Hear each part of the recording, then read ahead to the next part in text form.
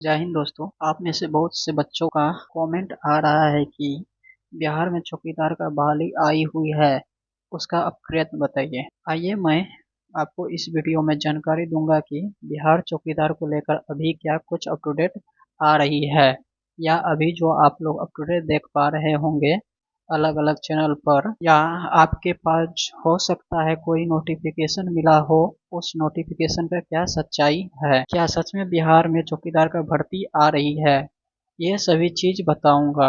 अगर बिहार में चौकीदार का भर्ती आती है भविष्य में, तो चौकीदार भर्ती के लिए क्या क्या योग्यता होगी, क्या उम्र रखी जाएगी, इसकी चयन प्रक्रिया क्या होती है, उन सारी चीज मैं आपको बताऊंगा।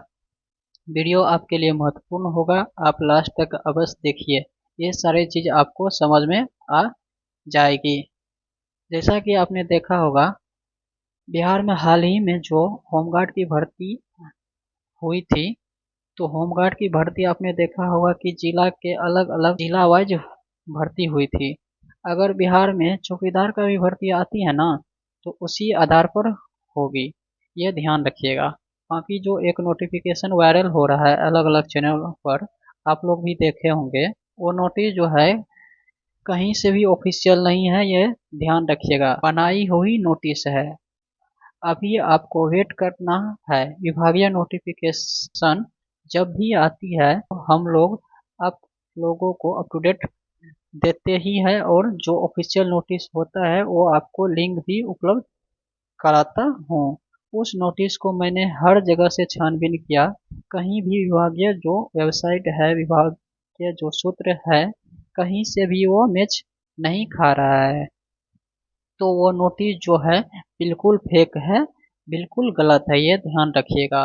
बाकी हो सकता है बिहार में चौकीदार का भर्ती आएगी, क्योंकि देखिए अभी कुछ ही दिन पहले हिंदुस्तान के माध्यम से बताया गया है कि 20,000 चौकीदार की प्रेरित का रास्ता साफ, यानी बहुत सारी ऐसे पोस्ट है ना, जो बिहार में जो चौकीदार के पदों पर उसे प्रमोशन से भी भरे जाएंगे, और कुछ पदों पर चौकीदार की भर्ती आपको नए सिरे से भी देखने को मिलेगा। तो इस भर्ती के लिए आवेदन करने का क्या अपडेट है, इसका अभी कोई अपडेट नहीं आया है, इसका जो अपडेट जल्द ही आएगा वो बता देंगे। इसका आधिकारिक वेबसाइट ये रहा आप लोग को, और इसमें जो है 10,000 से लेकर के 15,000 तक की बहाली होगी।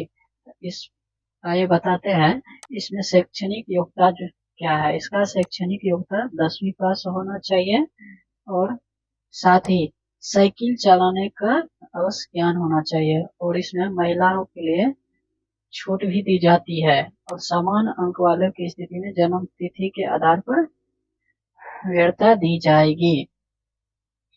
इसमें जो है आयु सीमा क्या होगी, इसमें सामान्य पुरुष के लिए 18 वर्ष और अधिकतम 37 वर्ष होना चाहिए, महिला के लिए भी 18 वर्ष और अधिकतम 40 वर्ष की होनी चाहिए। ये ओबीसी या एबीसी के लिए 18 वर्ष और अधिकतम 40 वर्ष होनी चाहिए, एससी एसटी के लिए 18 वर्ष और अधिकतम 42 वर्ष होने चाहिए। इसमें जो है आवेदन शुल्क 1 भी रुपया नहीं लगेगा, यह इसका जो है ये फ्री ऑफ कॉस्ट रहेगा। इसका चयनित प्रक्रिया जो है मेरिट के आधार पर होगा, जैसे आप लोगों ने देखा था ना होम गार्ड में जो मेरिट के आधार पर होगा, ऐसे ही इसका होगा, मेरिट के ही आधार पे होगा। इसमें जरूरी दस्तावेज क्या है, इसमें शैक्षणिक यानी कि मैट्रिक का अंक प्रमाण पत्र चाहिए, आधार कार्ड होना चाहिए, निवास प्रमाण पत्र, जातीय आवासीय आचरण प्रमाण पत्र, साइकिल चलाने सहित स्वयं घोषणा, दिव्यांग प्रमाण पत्र यदि लागू हो तब, स्वतंत्रता सेनानी आरक्षित प्रमाण पत्र, हालांकि, और 2 रंगीन फोटो चाहिए। इसका लेवल 1 का वेतन है, अच्छा खासा इसका वेतन रहेगा। चौकीदार का क्या भूमिका होता है ये बताते हैं। चौकीदार का जो भूमिका होती है ना, बहुत ही अहम होती है। यह व्यक्ति पंचायत स्तर पर कार्य करती है और थाने तथा गांव के बीच की सूचना श्रृंखला को बनाए रखता है। यह गांव में छोटी मोटी घटनाओं की जानकारी थाने को देता है, जैसे किसी कोई अपराध कर दिया हो तो सब का सारे चीज जानकारी जो है ना थानों को ही पहुंचाती है। इसका आवेदन कब शुरू होगा, इसका आवेदन जो है ना बहुत जल्द शुरू होने वाली है। इसके लिए आप लोग को ध्यान रखिएगा, सरकारी पोर्टल पे ध्यान रखते रहिए और समाचार पत्र पे नज़र बनाए रखिएगा। बाकी जैसे ही इसका नोटिस आता है या कोई विभागीय अपडेट आता है तो मैं आपको ज़रूर बताऊंगा, लेकिन चौकीदार का भर्ती आएगी, ये ध्यान रखिएगा आप लोग। लेकिन एक बार नहीं, जिला वाइज आएगी, आपको अप टू डेट जिला वाइज देखने को मिलेगा। जैसे जैसे अप टू डेट आएगा वैसे वैसे आप तो अभी आपको निश्चित रहना है, हमेशा जो ट्रस्टेड प्लेटफॉर्म है, ट्रस्टेड चैनल है, उस पर विश्वास रखें और जो भी समाचार पत्र है उसको देखें, वेबसाइट को देखें ताकि आपको सारी जानकारी मिल पाए।